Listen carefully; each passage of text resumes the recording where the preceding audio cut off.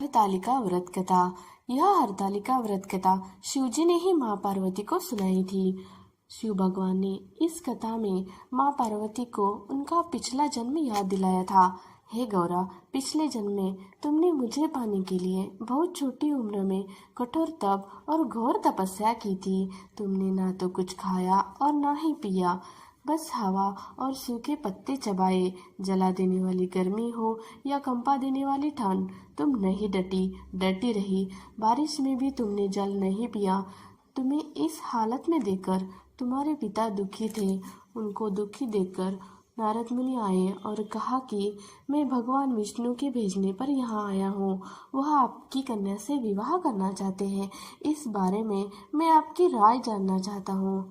नारद जी की बात सुनकर आपके पिता बोले, अगर भगवान विष्णु यह चाहते हैं तो उन्हें कोई आपत्ति नहीं, परंतु जब तुम्हें इस विवाह के बारे में पता चला तो तुम दुखी हो गई। तुम्हारी एक सहेली ने तुम्हारे दुख का कारण पूछा तो तुमने कहा कि मैंने सच्चे मन से भगवान शिव का वरण किया है, किंतु मेरे पिता ने मेरा विवाह विष्णु जी के साथ तय कर दिया है। मैं विचित्र धर्म संकट में हूँ। अब मेरे पास प्राण त्याग देने के अलावा कोई और उपाय नहीं बचा। तुम्हारी सखी बहुत ही समझदार थी। उसने कहा, प्राण छोड़ने का यहाँ कारण ही क्या है? संकट के समय धैर्य से काम लेना चाहिए। घनघोर वन में ले चलती हूँ, जो साधना स्थल भी है और जहाँ तुम्हारे पिता तुम्हें खोज में नहीं पाएंगे। मुझे पूर्ण विश्वास है कि ईश्वर अवश्य ही तुम्हारी सहायता करेंगे। तुमने ऐसा ही किया। तुम्हारे पिता तुम्हें घर में न पाकर बड़े चिंतित और दुखी हुए। इधर तुम्हारी खोज होती रही, उधर तुम अपनी सहेली के साथ नदी के तट पर एक गुफा में मेरी आराधना में लीन रहने लगी। तुमने रेत के शिवलिंग का निर्माण किया। तुम्हारे इस कठोर तपस्या के प्रभाव से मेरा आसन हिल उठा और मैं शीघ्र ही तुम्हारे पास पहुंचा और तुमसे वर मांगने को कहा। अपनी तपस्या के फलीभूत मुझे अपने समक्ष पाकर तुमने कहा, मैं आपको सच्चे मन से पति के रूप में वरण कर चुकी हूँ।